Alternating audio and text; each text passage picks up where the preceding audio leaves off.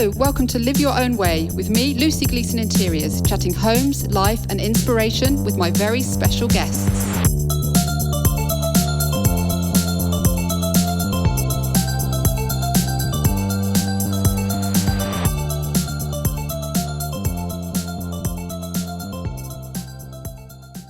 I have been so looking forward to recording this podcast today.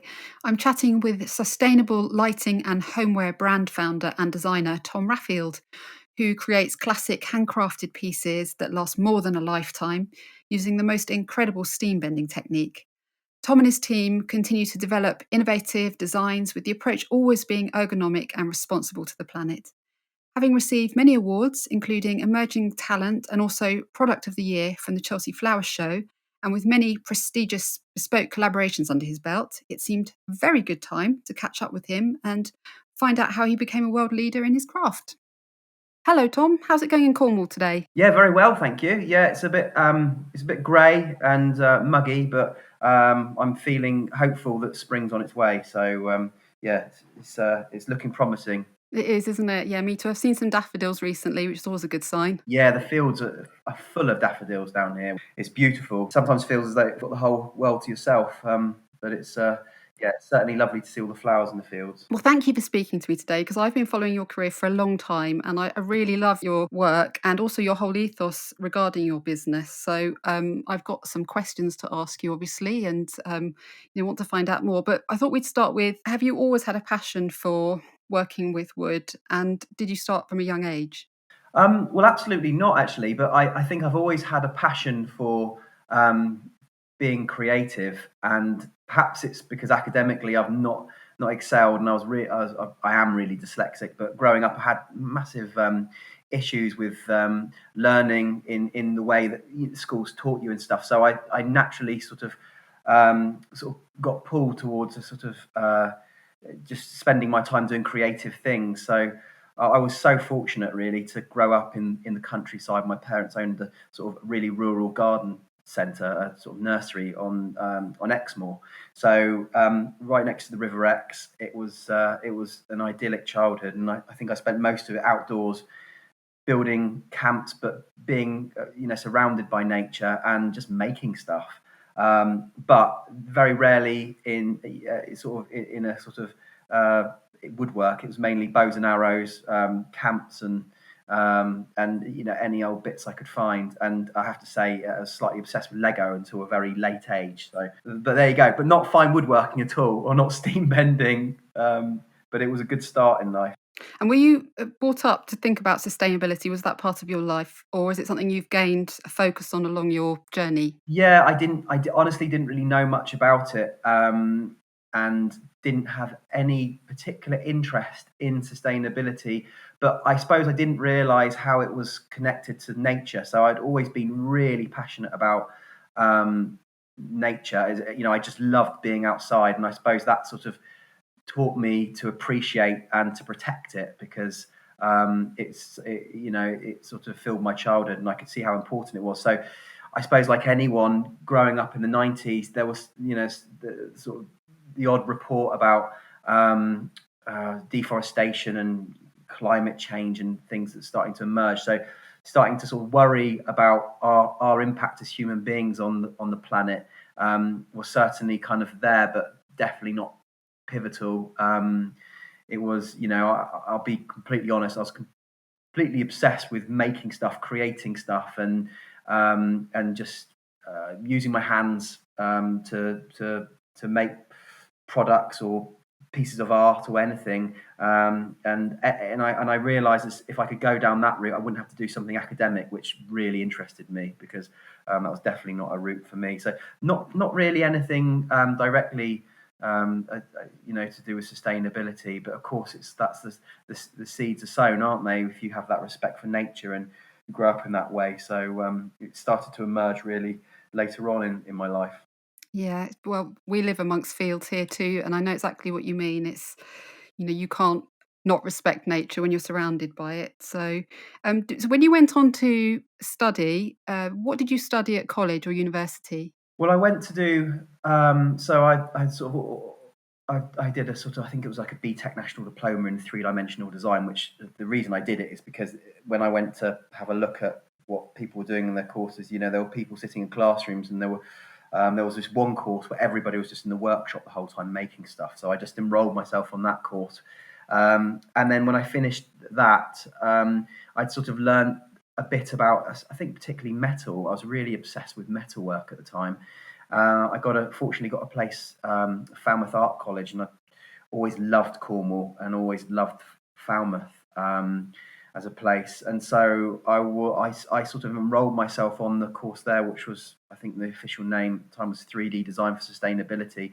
And that's when I kind of started to see the connection between nature, sustainability, and and I suppose I thought to myself, well, crikey, if I love making things, I could have a really disastrous impact on this world if I don't think about the impact of what I make on the environment, on the planet. So that's when I really started to read up on sustainability, and I suppose become really very passionate about sustainability as a topic, but especially relating to how sustainability and sustainable design can have a really positive impact or a really negative impact if you don't see it as a pivotal factor when you are designing. Yeah.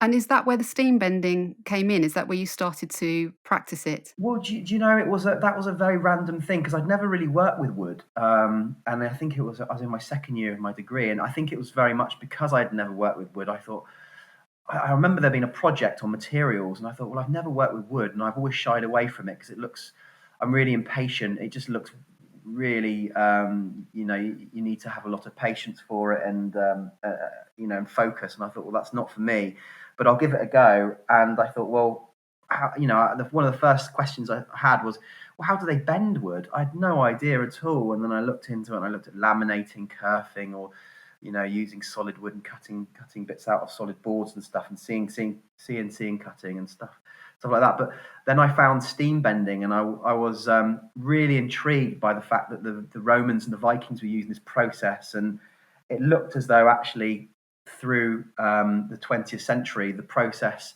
in terms of what you can do with it had regressed. But certainly in Cornwall, there were lots of boat builders still using it. So I remember taking myself down to a boatyard. I think it was in Gweek, and I could still remember exactly that moment when I saw this piece of solid oak, this thick piece of solid oak, just sort of quickly removed from this what just looked like a ply box or a tube with some rag stuffed in the end, and this massive piece of oak was then bent around the boat into shape, and I could not believe how this solid piece of wood that there's absolutely no flex in it whatsoever before it was steamed. Suddenly, with this magical process that's been around for thousands of years, it almost turned into rubber for a matter of seconds, and they were able to sort of manipulate and twist it into shape on this big old traditional boat. So that was when I was just completely blown away by the process, and my obsession started. And I have to say, that was back in 2001, and oh my goodness me, it was 20 years. I'm probably more obsessed with it now. People always say, Tom, you'll get bored. There's only so many things you could do with steam bending, but it's just not the case. It's just there's endless possibilities, and it's the most magical process. And I suppose it defies what you think can happen with this, especially oak, this solid wood, that's so rigid and brittle, and it's an incredible process. But that's when it started, and I didn't stop. I think from that day on, I didn't work with another material or another process. I can probably say I'm still at that point. I'm completely obsessed by it. It's amazing. Yeah, well, thanks to the Vikings then for coming up with it. I'm just imagining them now doing it, how they came up with the idea in the first place. Yeah, I know. I mean, I know they're sort of responsible for a few sort of nasty things, but they were really good at building boats, and yeah, I think it's just much the same as lots of really sort of old craft processes. They're very simple. They're really, really simple things to use, and they start with a sort of natural material and a very basic sort of method of manipulation, whether it's using a knife or whether it's using water, or whatever it is. But steam bending is in there, and I think the beauty of steam bending is that the process itself is simple, but as you learn about it, you realize that the way in which you use it, there's endless possibilities, and the more you do, the better you get, and the more opportunities that come to you. So it's a very exciting process because there is endless opportunities, and because the fact it's so simple, it's all down to the skill of the maker, and it's not necessarily the material or the tools that you use. It's just down to your knowledge. So, in terms of wood, is it like a process of elimination, working out which ones work best for steam bending? Well, there's lots of text about it, but the thing about steam bending is it is a bit of an art, and every single steam bender out there in the world has got a complete. If we were to all write books, each book would say a different. It would sort of say to do it in a certain way, or say to use a certain type of timber or anything else. I mean, there's some sort of general points that you'll stick to, but it's so amazing how different people find different things. So but what I would say is there's, temperate hardwoods tend to bend very well. Fortunately for us, that's wood that grows, almost on your doorstep because we're in a temperate climate. But it's, so oak, ash, beech, walnut, they tend to bend. Ash, they bend relatively well.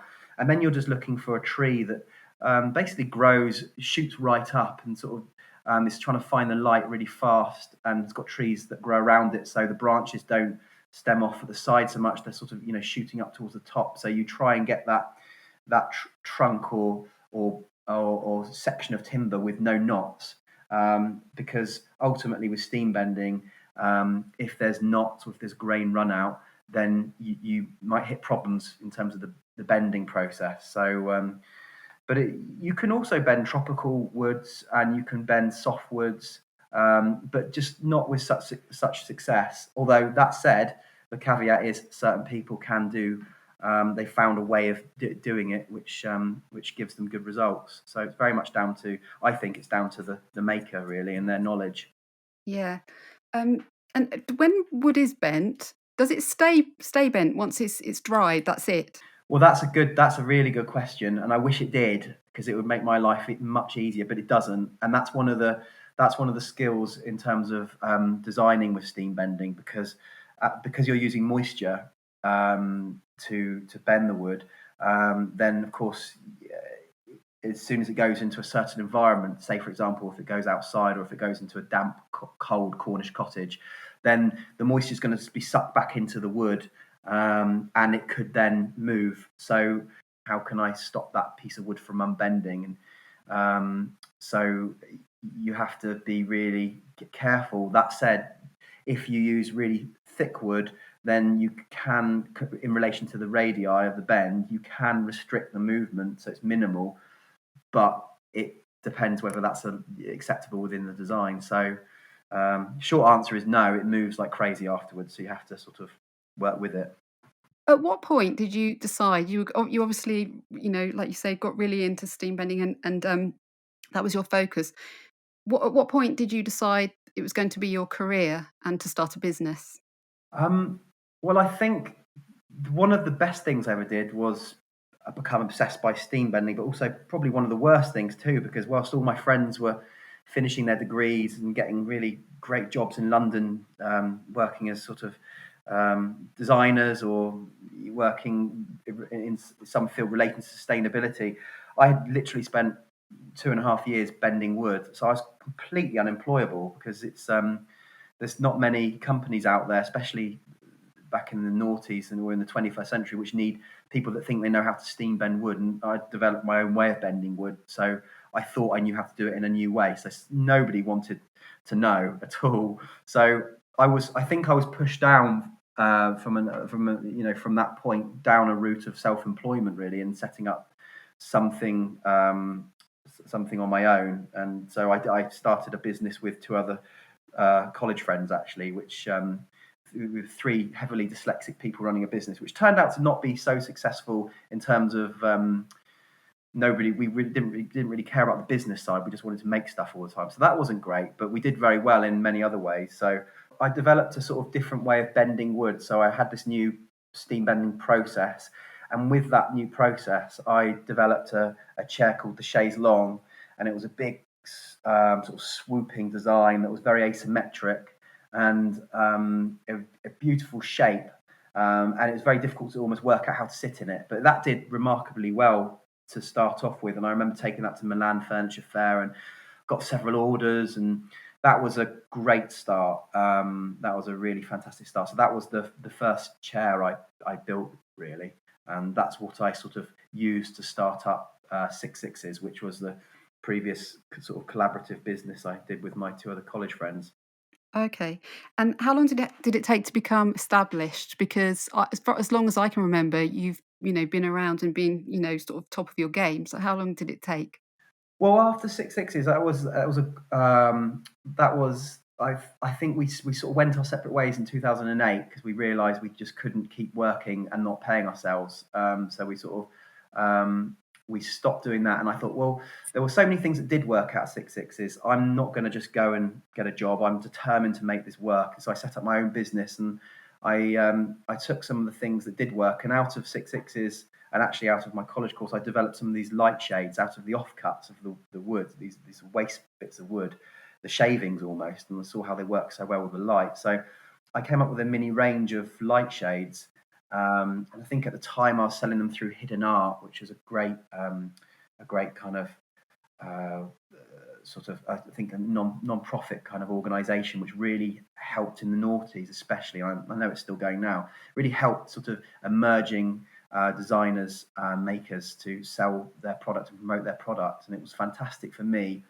And I think I've got the Laurent Perrier Design Talent Award early on. Well, that was with Six Sixes actually, but from that I started up Tom Raffield. That was in 2008, and I guess the light shades started to sell relatively well. I was selling a few chairs here and there, but I was able to, with the light shades, I was able to just cut my overheads. So I remember I worked in a small garden shed, and in one shed I had my steamer, and in the other shed I had my little workstation, and it was a brilliant little enterprise because I was sending out a few boxes a day, and just sending these lovely lights to people around the world who'd found me through Hidden Art, and and that's when it all started. And I suppose I built the business up then. I just slowly got busier and busier. And then I remember taking on my first apprentice. That was a magical moment, really, because suddenly I didn't have to sort of work 80, 90 hours a week. I could get someone else to help me, and then I could start working on how to sell more lights and stuff. So it kind of grew from there, really. But I think it was 2008 when I started it all. And from very, very basic initial, shed to work in for the first few years. Yeah. And how many people have you got working with you now? Oh, I think we've got about 30 people in the business altogether. Yeah, it's Wow. around 30. Yeah, I know. I can't believe it sometimes because you all with business and with work, you're always looking forward and you never look back. But when I think about that, suddenly talking to you about that garden shed, it wasn't that long ago. And I remember thinking then, I think, gosh, if I could just sell a few lights a day, I don't have to get another job and I can go surfing loads, and it'll be amazing. What a great life. But nothing ever stays the same, does it? And it grows, and you forget where you started. But yeah, it's been quite a journey, really. And so all the people that come to work with you, are they already crafted? Can they steam bend already, or is it something that you teach them? Yeah, it's something that no one knows how to steam bend already, so it's something we teach them. But I suppose within the workforce of 30, you've got a large proportion, obviously, that are making the products. But because we do everything in house, then we've got people that work on all the sort of logistics and packing up the things. Then we've got people that work on the design engineering because we make all of our own tooling and things. Then we've got like a small marketing team and small finance team and stuff like that. So, but yeah, so out of the 30, the people that are in the workshop making stuff, they very much come, I think it's fair to say, with a real interest in woodwork, and a real interest in design, but not many skills relating to what we need. We usually sort of teach people, and we've got formulas for how we make things, and we're really one of the things we pride ourselves on massively is making a really good quality product. So we are very, very we sort of we care a lot about the products we make, and so there's a lot of training and thought and passion really that goes into the products we make. So it takes a long time to get up to scratch to make the things that we do.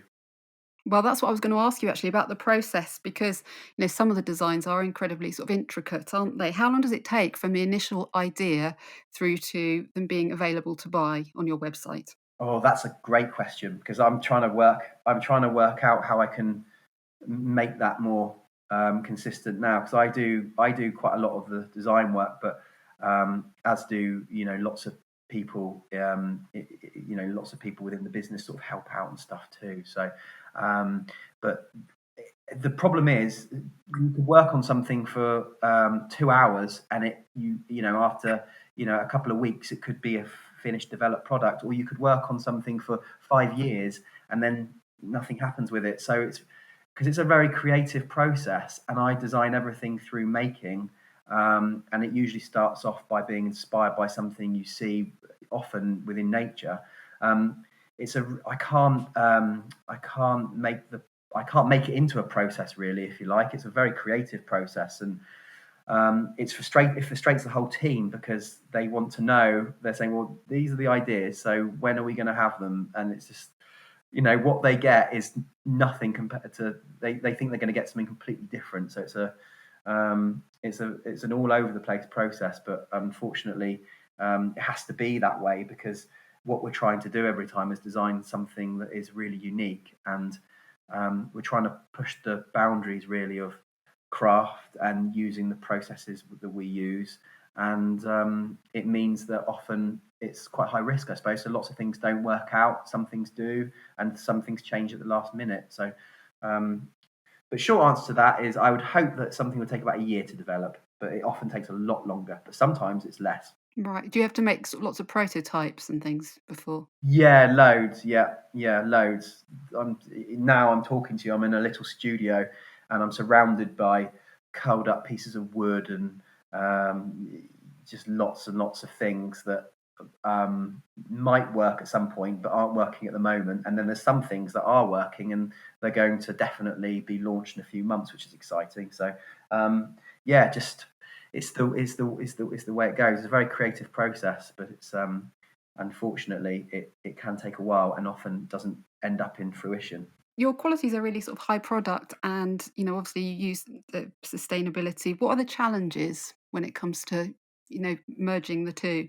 Sustainability I believe that it should be, like such an integral part of any design work that anyone does. But I like to see it as opportunities. So I suppose we start by, there's some I suppose there's restrictions you put in place. So obviously you wouldn't want to use a tropical hardwood. So we want to make sure that whatever we're designing, we can source the materials responsibly and in a sustainable way. So that's the first thing to do. And then looking at the processes, we don't always use steam bending, actually, although it makes up lots, probably 80% of what we do. It's not always the best process. So again, just being very careful with what processes we pick and why we pick them. So everything's really considered. And but I think by restricting yourself to say, well, I can't use that process, I can't use that process, it often makes you explore things in more in depth. And it often, rather than being something restrictive to say I want to design a sustainable product, actually by restricting yourself and saying, well, I'm going to just use this process or this process, because you really explore it in depth, it often does lead to sort of better results. So I'm a real believer in saying it's not sustainability is an opportunity, and it leads to lots of creative solutions. So within the work that I do or we do. It's an integral part of what we do, but actually, I think it's partly why we're able to design really unique products because we are focused on that that sort of aspect of design. Yeah, is it what are the key things then that you think about? Is it to do with sort of energy and use of water and that side of things? Yeah, it's to do with the sort of well, I suppose there's different things. So the first thing that we really make sure is saying, right, okay, so if we're going to design something, it's got to be a design that's going to last a lifetime. So we want, we truly want our products to be heirlooms of the future. So, for example, we wouldn't put in an LED strip into something because we know that would be really difficult to replace.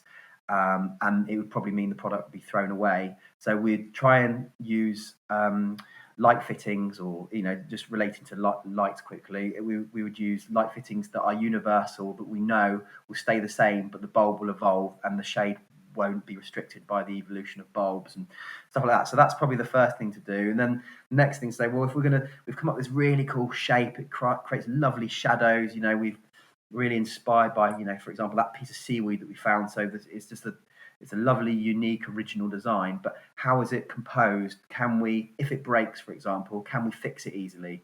Are we going to have to use a special type of glue which has got toxins in it and solvents? So lots of things go into it. And I suppose we've got a formula now. That sounds sort of really orchestrated, but I mean, in the sense that we know that we won't want to, if we come up with a cool shape, we're constantly thinking about how we're going to make that, and the materials and the processes that go into it. And so at the back of our minds, we're always thinking naturally about sustainability, because it's say to make something last a lifetime is probably the way that you create a product which is the most sustainable. Rather than, materials of course are important, but there's no point in using a really lovely sustainably sourced oak if you don't get the design right, and it becomes obsolete in a year, because it's going to have a really negative impact by throwing it away so quickly. So yeah, getting the product to have longevity, and that's through the way it's made, but also creating the right design. So making sure it's really original, making sure it's not following fashions or trends, but it is something that is timeless. There's a lot of things that go into it, but it's fun.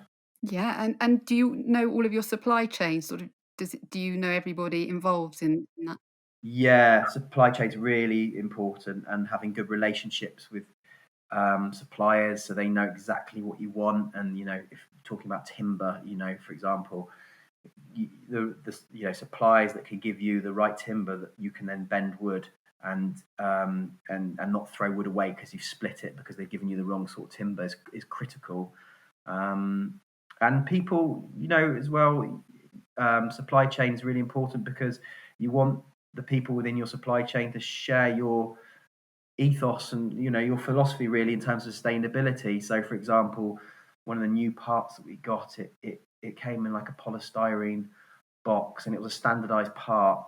And we said, well, we're plastic free, we don't want this polystyrene, we happily pay more, but can you come up with a solution? So they were absolute headache for them, but they came up with a sort of a solution which just uses paper and cardboard, and the component floats within the thing. And then they were like, do you know what, this was cheaper for us, and it's fantastic because we sell this component to lots of other people, so now we don't have to use polystyrene, which is so actually, if you can have a good relationship with your suppliers and almost push a bit of your beliefs in terms of sustainability on them, you can have a really positive impact. And also, cost saving as well often. So yeah, supply chain is really critical. Yeah, absolutely. So, I want to talk about some of your collaborations. You did and made that amazing kiosk in Hyde Park, and a smart meter at Hampton Court Palace. You've done some brilliant work. How do you decide who to collaborate with? Because I'm sure you must get approached a lot. Yeah, well, we do, and it's really difficult because, for example, the Royal Park kiosks, we made several of them going through all the Royal Parks, and it was a fantastic opportunity for us to do. But I suppose, especially with the coronavirus of late as well, we've lots of these commercial big opportunities have sort of have slowed right down, really. So we've kind of decided to focus more on on the product side of the business. So in terms of collaborations now, we really look for the sort of product focused collaborations rather than these big bespoke art installations, I suppose you could call them, which hopefully at some point we'll come back to, but you need such an infrastructure to do those, and they're so exciting. What happens is, when you've got an order for 20 lampshades or a big steam bent kiosk to do in the London Royal Park, nobody wants to build those lampshades. We all want to get into London and build the kiosk. So it's I suppose now collaborations are very much based around sort of with a product focus, and someone or a company that really share our ethos. That's probably the most important thing, because we don't want to be associated, or we don't want to work with companies or people that just don't care about the planet or the world, because it's just not, it wouldn't, it's not what we want to do. We want to make sure that our business and our contribution has a really positive impact on the world. And that's difficult to do when you're just making stuff and say, well, do you know what, I'm not going to buy lots of those things. I'm just going to look at this product I've got. It's handmade, it's really original in design. I'm just going to buy less but buy better. And if we can contribute to that kind of movement of sort of that disposable sort of consumption place that we sort of find ourselves in at the moment, if we can help people really appreciate products and buy less and buy better, then I think that's just a really positive thing. And as an interior designer, I've got quite a biophilic approach to what I do. So I find with your products as well, they are, perfect because in the home can create a real sense of well-being using wood. Lots of designs as well, biomorphic, lots of the things that are, really inspire us, especially in Cornwall. They're sort of, the inspiration has directly come from nature, and then you can see that clearly in the design. So knowing that a product reminds you of a natural form or nature is one thing, but then also, like you're saying, using a sustainable or low energy process, and then also using a natural material, it's a really lovely thing to have in your house. And not everyone can have like a big garden or live next to a park and stuff. So just having these little sort of prompts in your house to sort of reflect upon the world that we live in and bringing nature inside, I think is lovely. Actually, it's really good. So yeah. That's very well put. I agree with that. And you've done the Chelsea Flower Show several times, haven't you? And won awards then. Obviously, it didn't happen last year. I don't think it's happening this year. But is that something you will do again? I'm really hoping you will. Oh, I really hope we do as well. I think it's going ahead in September now, but I don't know if we're going to be. We won't have a stand there this year because we've already got plans for this year and stuff. So I think we're doing a giant egg. Though we built a giant steamboat egg for the Year Valley, the Tom Massey Garden on the main avenue. So that should be really exciting. But in terms of a stand there, as a company, we just love going there because we're surrounded by people that are really passionate about nature and plants, and it's just we spend the whole time in the workshop. To get out and speak to our customers, it's the nicest thing for the whole team. Everybody loves it. So I hope we do go back at some point again in the future. And I have to say, woodworkers or designers are, when they're mixed in with gardeners, it's like the nicest thing, because both disciplines, they're so passionate about what they do. There's a shared appreciation for each other. So I love mixing with gardeners. They're the nicest of people. And we have a great time setting up for Chelsea Flower Show and taking down and being on the stand. It's just the best few weeks ever. So hopefully we'll go back, but who knows what's going on at the moment. Yeah, I did pop over when I went last time with a friend to say hi to you all, but actually you had people surrounding you, talking to you. So you've got a lot of fans, obviously. Yeah, well, the problem is with calling a company Tom Raffield is every male on the stand, everybody thought they were Tom. So I don't know if it was, but it's just such a weird thing because as soon as someone comes onto the stand, for example, Callum, who does quite a lot of our design and graphic design, they always say to him, "Oh, hello, Tom. How are you? How are the kids?" It's so funny, but it might not be me. It's probably one of my extras. But, Yeah, it's good. It's good fun, and it gets busy, and that's what I mean. It's just so lovely talking to our customers. We don't have we don't have a sort of a big physical presence anywhere. So when we have a chance to speak to lots of our customers and stuff, it's the nicest thing, because they say lovely things as well about, we're really passionate about what we do and why we do it and how we do it. So to share that face to face with some people and to hear feedback, it's a lovely thing for the team and for me, of course, too. So Yeah.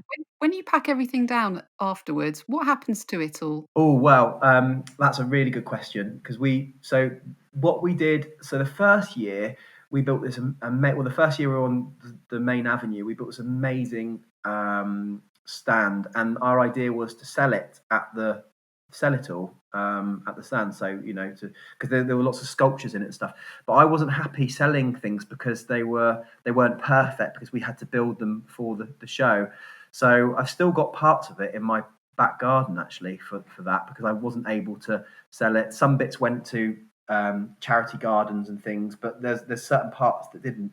So the following year we were like, right, let's build the most sustainable stand by reusing everything that we didn't sell or didn't give away in the first year, and look at old bespoke jobs to see what materials we have. So we pretty much built the whole stand out of reclaimed materials from previous events that we had done, and sanded the wood back and rebent parts, or so it was a really good solution. And then when it came back, so the third time it was used, we used bits in our new showroom, where we are now and stuff. So I think we built a really sustainable stand. And then of course all the plants went to a charity that takes them for sort of I can't remember what the charity is now, but it takes them at the end of Chelsea Flower Show. So everything was reused and repurposed.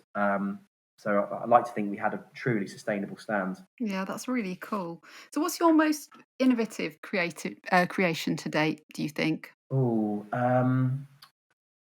well, there's been quite a lot of crazy things. But if I was to sort of, if I think there's a lot of crazy things, but I think there's also been things that are a combination of, they're relatively out there, and by that I mean really original, but actually at the same time they've sold well. And I think that's, for me, as much as I love creativity, it has to hit a chord with a customer, a demographic. It has to mean something to other people, and has to be accessible, I suppose, as well. So I think probably, I mean, I'd say that the skipper light and the number one, they're two designs, which they're two light shades, which are, they're certainly at the time they were truly original designs. And I remember doing them thinking, gosh, nobody's going to buy this. I mean, who has a light shade made out of wood that looks like a butterfly or a flower, or who has like this big steam bent ball of crazy wood, and then because there was something about the designs that it was so striking, so unique, and I loved them, but I just thought I'd missed the mark. And I remember doing a trade show and putting them up at the start and looking around thinking, God, they're so different to everything else. But they turned out, because they were so original, they turned out to be our best sellers, and almost helped shape the business we are now. So I have to say they're probably the two products that I'm most proud of, and probably the two products that I think be most original in many respects. Were they one of the earlier designs? Yeah, they were. The number one was probably my earliest one, number one light, and the skipper came out of the butterfly light, and the butterfly light was, I think I did that in 2010. So the number one, it was is part of Six Sixes, really, that came out. So that was 2006. So yeah, so they're really early designs, but probably the ones I'm most proud of, because they've also just really helped shape the business. So it's been good. They come in different sizes as well, don't they? Which is quite good because obviously they'll work for all different sorts of homes. Yeah, they do. They really do. And the probably the nicest thing is, because we they still, because they're handmade, they take a long time to make. But often, if I'm walking somewhere, let's say, down a road in London, occasionally I see one of our lights, and often it's a number one or a skipper, shining through the window of a house, and that's a proud moment. But I think the nicest thing is we just get so many lovely comments about that. So because we mainly sell things online, until you actually see the things, no photo can do it justice. So when people will receive the package, we just get so many lovely comments from people about how it's transformed their space, and how it's really made their house a home, and they send us photos all the time. And it's just a lovely thing to do, and people become passionate about what we've created, and it gives you a buzz. But it's those two designs, I think, are the I'd say probably our most iconic, but also our most original. And the cluster pendants, because obviously they're incredibly intricate, are they all exactly the same or slightly different?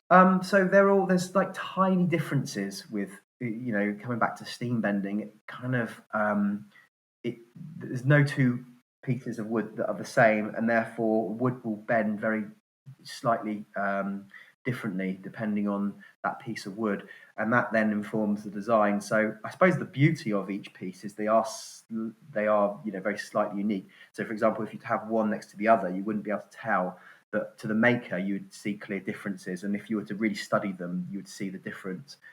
So they work well in interiors because they look the same, but to a trained eye, or if you were to study them, you'd see the difference. And I think that's the thing that gives it real value and meaning, because they are all handmade and all slightly unique. I love the sort of kaleidoscopic, it looks like a flower actually. Is it Arame, or is that how you pronounce it? Oh, the Arami. Yes, that's right. And that came from my wife picking up a piece of seaweed on the beach, and developed the shape into that, and then that was matched with me finding a way of steam bending it. So it's a lovely story, as there are with all the products actually behind everything. But that was lovely because the shape sort of directly came from that piece of seaweed that we found on Marizine Beach down near Pendants. So yeah, and it creates lovely shadows against the wall with the mirrored bulb, or again on the ceiling pushing the light down. So yeah, it's a really special piece, and they take ages to make, actually, I have to say. You must get so much inspiration from Cornwall because it's such a beautiful place.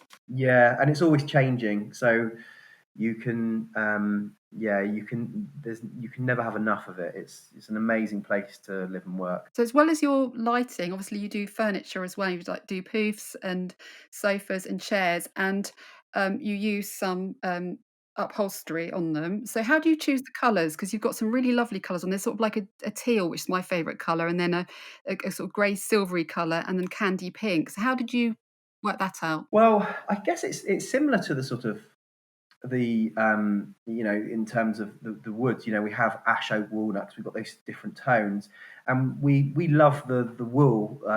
It comes from Abraham Moon and Sons, so it's a British vertical woolen mill. And just by the nature of wool, you get a lovely texture. And so I mean, I think a couple of years ago we had different colours. So every couple of years we'll change the colours, but we also give people the opportunity to look through the swatches and pick their own colours or pick their own fabric, because actually these chairs, these designs do work with, any sort of, they work with so many things. It depends on the interior, but we find that the colours that we offer work with a lot of different styles of interior. And as I say, what we want to do is create timeless pieces, and so we pick those colours really thinking about how color schemes and trends and fashions will move, but hopefully the chair will still be relevant. But it's yeah, I mean, I have to say the pink wasn't my first choice, but it's, I think, our most popular. So I love it. yeah, I know it's funny. I'm really good with shapes and curves, but upholstery and color, I'm not. I'll be completely honest. I'm not so great with it, so I have to really rely on my team to kind of help me pick what we think is going to really work well and be timeless. Well, teal is a brilliant colour. I think teal is supposed to be the most liked colour in the world, apparently. Really, I didn't know that at all. Oh wow! Well, we definitely didn't know that at the time. I think we started to do the teal about a year and a half ago, but we had no idea about that. But that's great. I'll tell Emma, who I think picked it, and she'll be over the moon. And I also spotted you even do Christmas decorations, obviously at Christmas time. So you've thought of everything. Oh, we love doing Christmas decorations. It's hilarious because there's a running joke because it takes us the same amount of time to make a Christmas decoration as it does to make a lampshade. So it's a real lost leader for us, but we get so festive and making our lights often in tiny form. They're so beautiful and lovely. We can't stop ourselves. But yeah, commercially, it's probably a disaster, but it's good fun. And you also, as well as obviously having your store, you stock with so many other stores now, don't you? Sort of your name comes up everywhere and it's just amazing. It's so good to see. Yeah, we try and we really consciously try and restrict where we sell because we don't want to be. I suppose also the truth is that we're hand making everything, and so for us, it's not about the volume we sell; it's about the quality, and it's about selling. We don't like doing discounts and stuff like that because it costs what it costs to make, and so it's not a commodity. It is each piece is an individual object. So we're really careful with who we sell through and how we sell. But yeah, we've got some really good partners, and they're really happy because they do really well, and also for them, it's nice to sort of support and sell a product that is original, sustainable, and made in England. So it works all round. Yeah, absolutely.